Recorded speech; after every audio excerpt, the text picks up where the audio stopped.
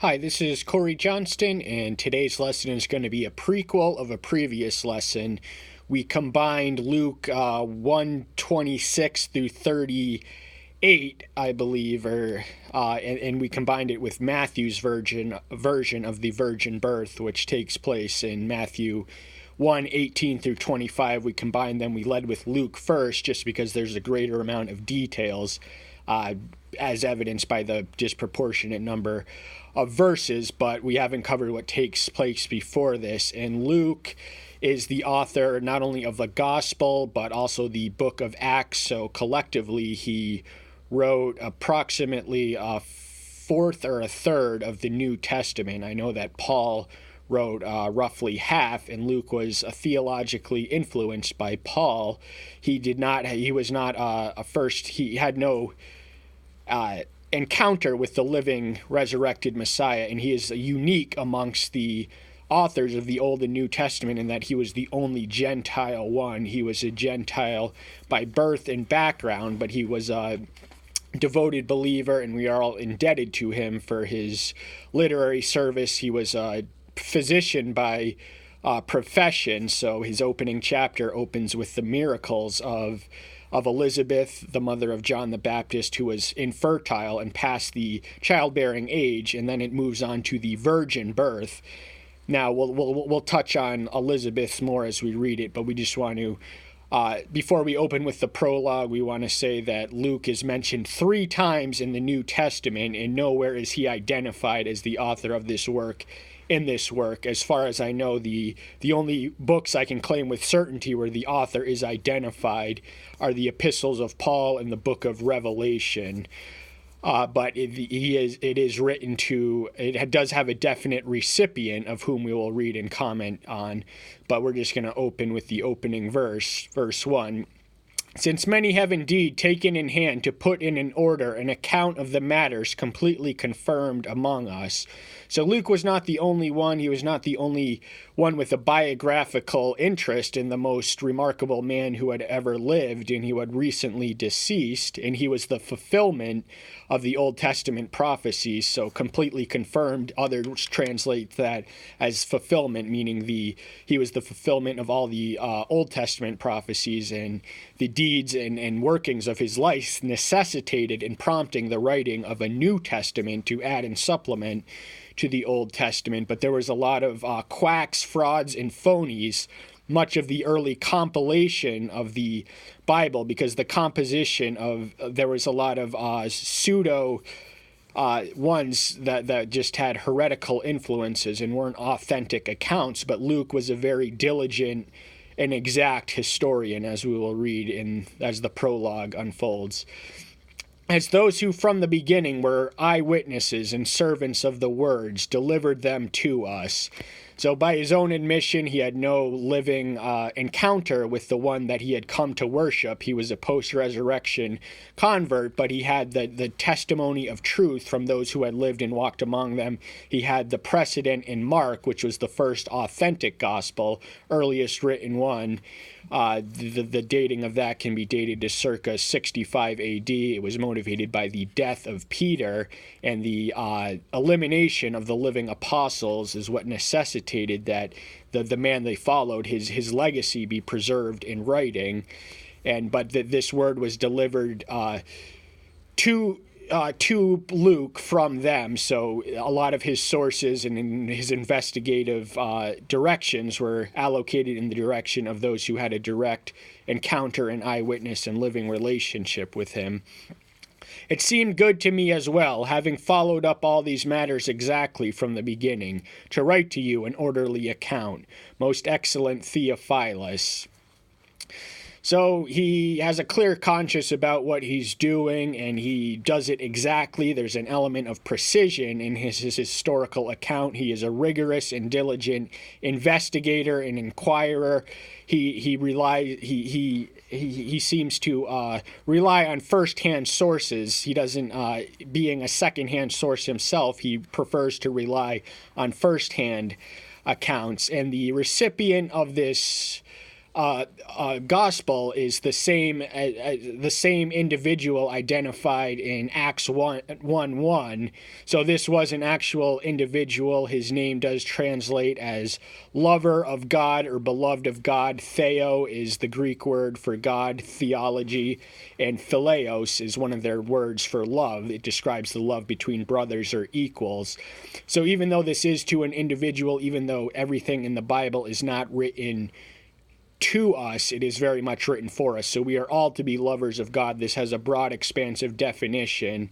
It is written for our benefit and for the same reasons that we read of in the 4th verse, the ending of the prologue, that you might know the certainty of the words which you were taught.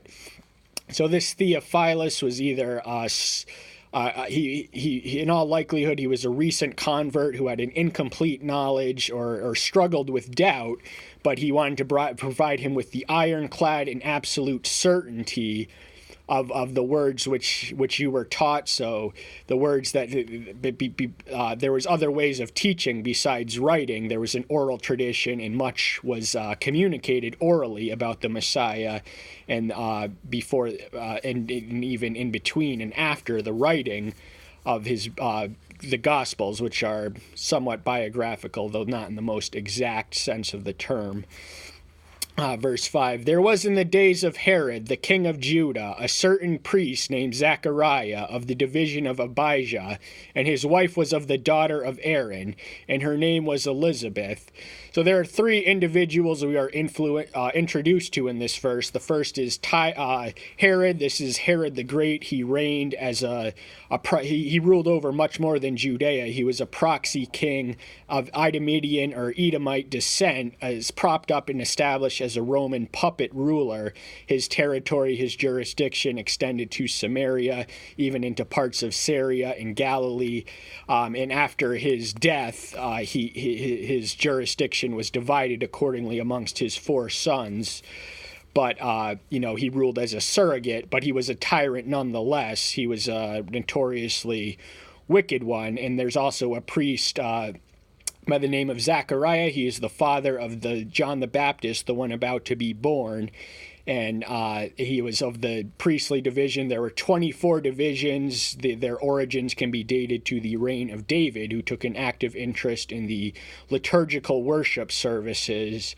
And Abijah was the patriarch, so he was a descendant of him. And his wife was a descendant of Aaron. So the Jews' wife Elizabeth was a descendant of Aaron, and the Jews placed a lot of stress on genealogy. And Luke does give his version of his genealogy of the Savior in the 3rd chapter. Towards the tail end, he does it from the vantage point of Mary, whereas Matthew's genealogy approaches it from Joseph, his stepfather. And they were both righteous before Elohim, blamelessly walking in all the commandments and righteousness of Yahweh. So these were morally sound and upright people. These were not just, bums or sinners that were specially selected for the purpose of bringing into fruition a prophet, the likes of which Israel hadn't seen in some 400 years. And he ultimately fulfills the prophecy of Malachi, the last his most recent prophetic predecessor, some 460 years. There's a gap between him and him. We'll touch on that in the 17th verse. But in spite of their righteousness, and they had no child because Elizabeth was barren, and both were advanced in heirs. So she was infertile, and she was well past the age of fertility. The window of hope that she could bear a child had diminished.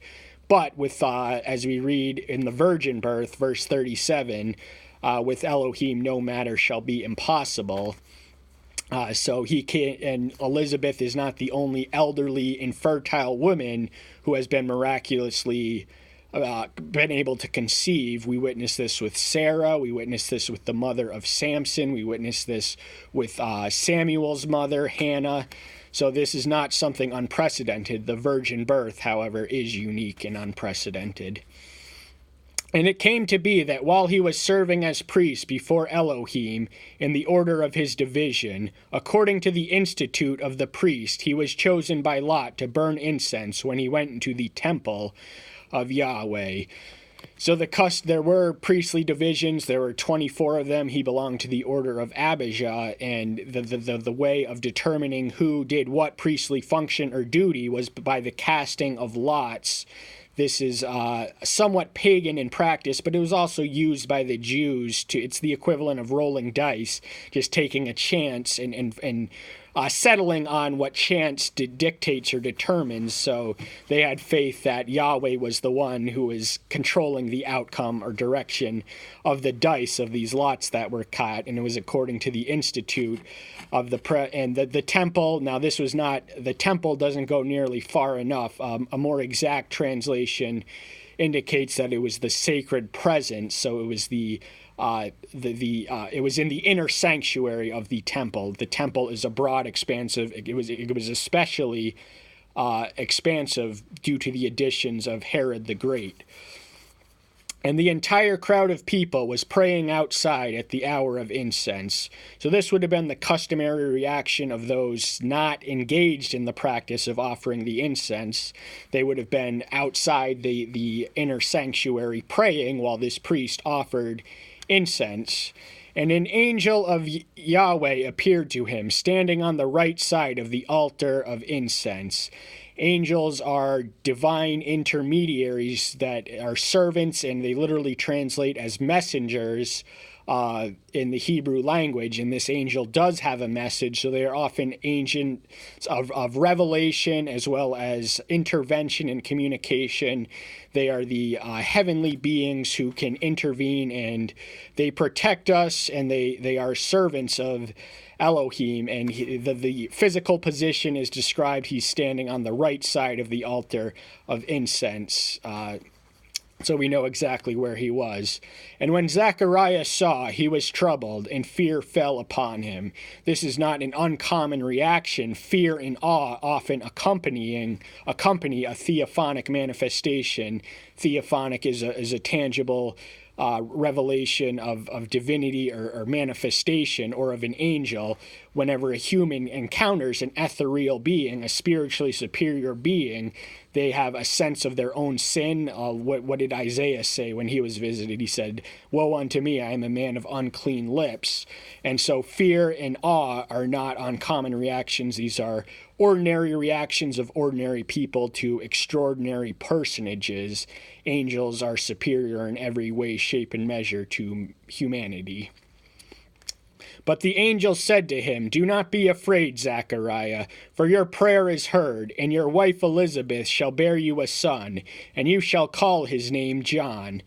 So he knows he's afraid, but he gives him the assurance and tells him not to be afraid, and also assures him that his prayer is heard. There would have been persistence and patience in this prayer. So two complementary ingredients form successful prayer. There are several of them, but the ones are patience and persistence. If you want something bad enough, you're going to keep praying for it. And we read of this in a parable in Luke's 18th chapter of the unrighteous judge who neither feared Elohim nor loved his fellow man, but a widow persistently knocked at his door and until he finally accommodated her request, not because he feared Elohim or loved man, but because he was so bothered by him. And how much more is your heavenly Father, who is actively interested in your welfare, likely to accommodate your petitions? So there are three possible answers to prayer. There is yes, no, and not yet. And their prayer was heard. That means it would be answered.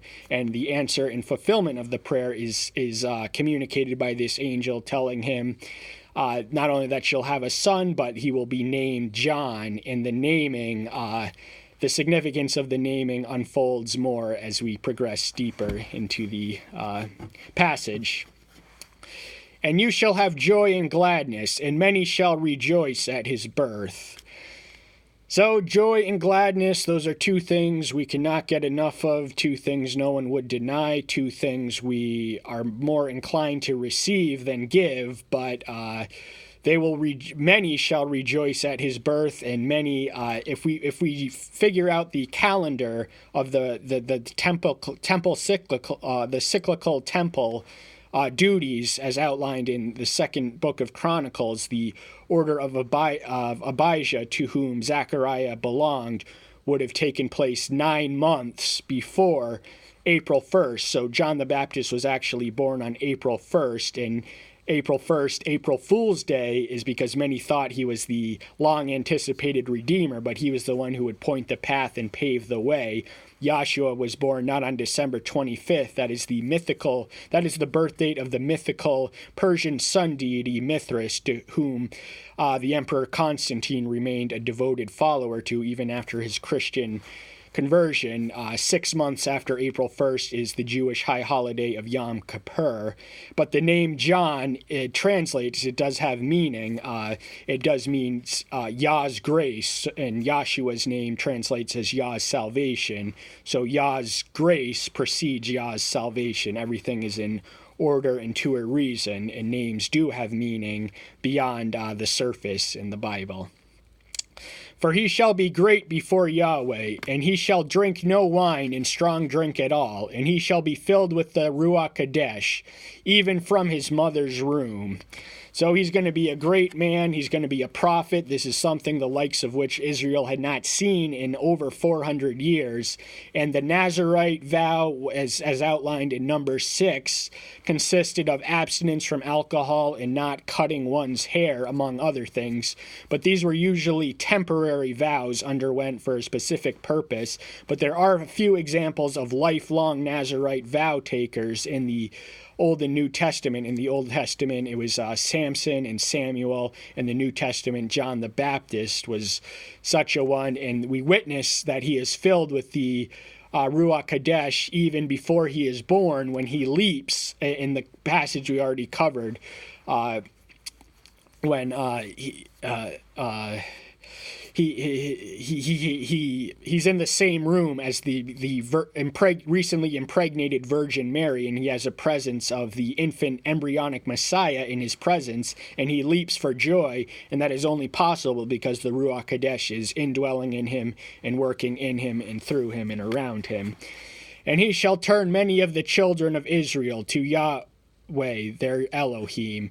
So he comes during this, this is a state of apostasy and religious decline that he entered into. And in the absence of prophecy, the religious vitality and life had somewhat been sapped out of Israel, but he's going to be the one who's going to reconvert much of Israel back to Yahweh, their Elohim, return them to their first love, restore their lost allegiance, and he's going to be instrumental in that realization of that reality. And he shall go before him in the spirit and power of Elijah, to turn the hearts of the fathers to the children, and the disobedient to the insight of the righteous, to make ready a people prepared for Yahweh. So the Old Testament closes in the 4th chapter of Malachi, in the 5th verse, the promise of the return of Elijah, and this is declared. John the Baptist was not Elijah in physical form. Reincarnation, there is nothing scriptural. That is a Hindu or Buddhist doctrine, but he came in his spirit and power. He didn't come as Elijah himself, but he was the great. Elijah was the standard measure, at least by works. By words, Isaiah would be the most prominent Old Testament prophet, but by works and wonders, it would have been Elijah. And it was not by accident that Elijah accompanied Moses at the Transfiguration. We can read of Luke's version of this event in the 9th chapter. So he is considered the greatest of the Old Testament prophets. In the 11th chapter of this book, the Messiah declares that of those born of woman, none are greater than John the Baptist, but he who is least in the kingdom of heaven is greater than he. But he's going to turn, there's a lack of respect, certainly in our age, for our children to their elders. The 5th commandment is held in scant regard ever since the children of the 60s grew up and passed on their ideals to their children.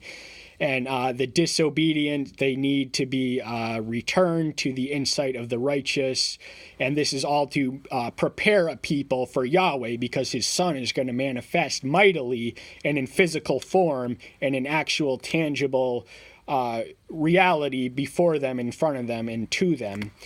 And Zechariah said to the angel, "By what shall I know this? For I am old, and my wife advanced in years." So he has an element of doubt, and in all honesty, it's easy to point the finger at him because we know the outcome. We have the gift of hindsight, but from his vantage point, we have to be charitable in understanding why he would doubt such a promise. He and his wife were well past the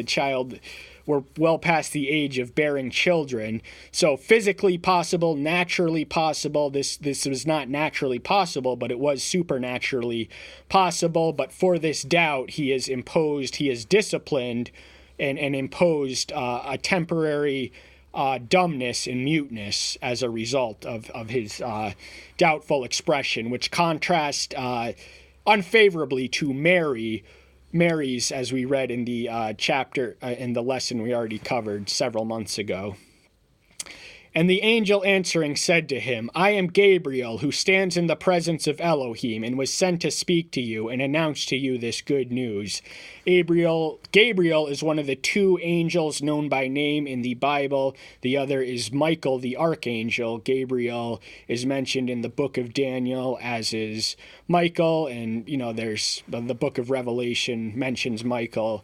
But more to the point is he's the one who stands in the presence of Elohim, so he has that intimate access and proximity of exposure. He is directly connected to him, and he was sent by him to give him the good news of this message, which he rejects through his own doubt. Even though the promise would be fulfilled in spite of his doubt, he did not receive the good news accordingly. "But see, you shall be silent and unable to speak until the day this takes place, because you did not believe in my words, which shall be filled in their appointed time." So he is disciplined for the duration of the fulfillment of this promise. That is a 9-month imposition of total silence. He's not going to be able to speak, and his sheer muteness causes the ones who are praying outside of the inner sanctuary where the incense is being offered to have they know something is up. They knew that something extraordinary just happened, but he was unable to communicate it. And it had been some 400 years since an angel had visited anyone in Israel, so this was something new. This was something needed, and but we got to be charitable with him for doubting, because if we put ourselves in his shoes, in all honesty, we would probably say the same things if we were objective in our assessment of ourselves. "And the people waited for Zechariah and marveled at his delay in the temple." So he's taking above the ordinary amount of time. This process is a once-in-a-lifetime opportunity, but it's taking him longer than the usual amount of time. So they know something is up. They just don't know quite what it is. And the mystery is somewhat alleviated in the 22nd verse. "And when he came out, he was unable to speak to them, and they recognized that he had seen a vision in the temple, for he was beckoning to them and remained dumb." So they knew he had seen something. He had seen a vision of the angel.